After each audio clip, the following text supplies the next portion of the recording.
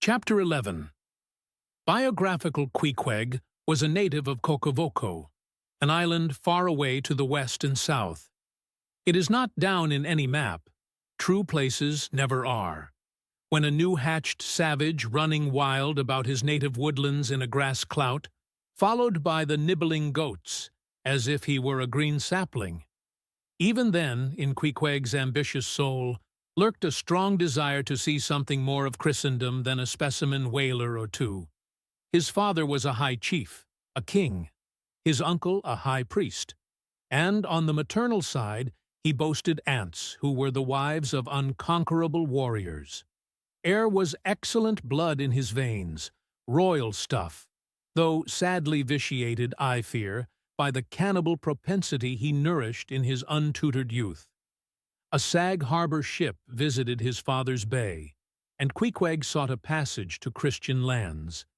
But the ship, having her full complement of seamen, spurned his suit, and not all the king his father's influence could prevail.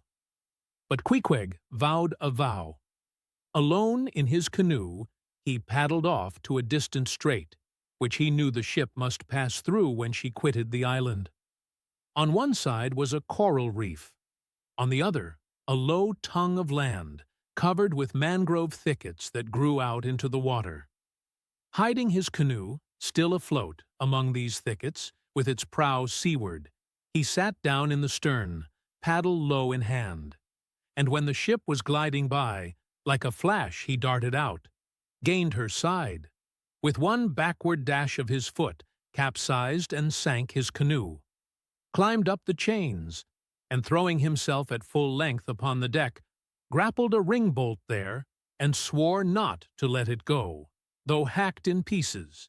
In vain the captain threatened to throw him overboard, suspended a cutlass over his naked wrists.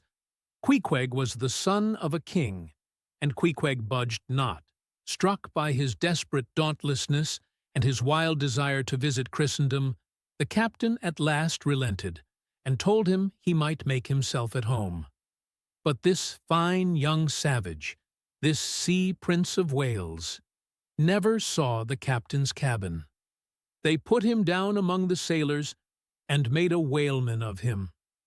But like Tsar Peter, content to toil in the shipyards of foreign cities, Queequeg disdained no seeming ignominy, if thereby he might happily gain the power of enlightening his untutored countrymen. For at bottom, so he told me, he was actuated by a profound desire to learn among the Christians the arts whereby to make his people still happier than they were, and more than that, still better than they were.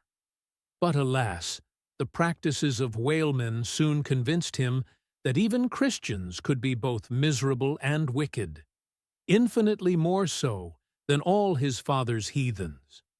Arrived at last in old Sag Harbor, and seeing what the sailors did there, and then going on to Nantucket, and seeing how they spent their wages in that place also, poor Queequeg gave it up for lost. Thought he, it's a wicked world in all meridians, I'll die a pagan.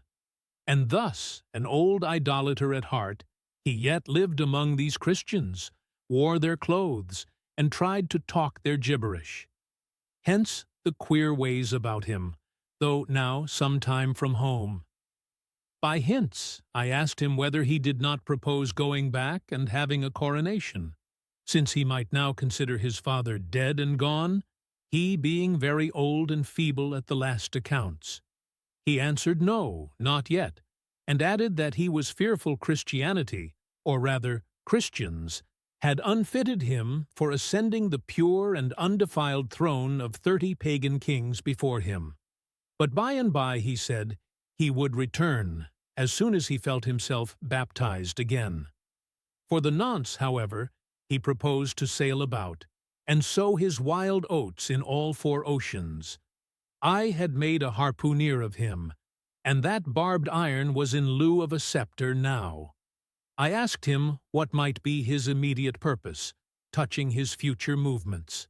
He answered, to go to sea again, in his old vocation.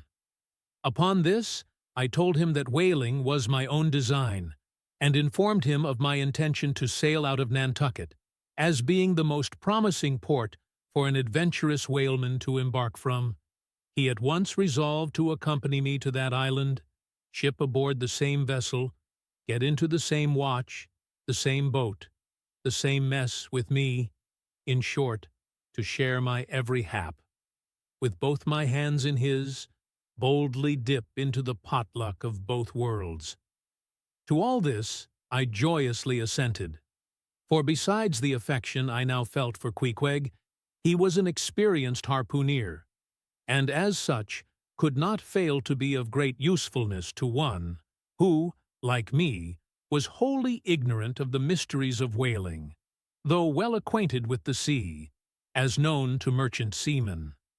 His story being ended with his pipe's last dying puff, Queequeg embraced me, pressed his forehead against mine, and blowing out the light, we rolled over from each other, this way and that, and very soon were sleeping.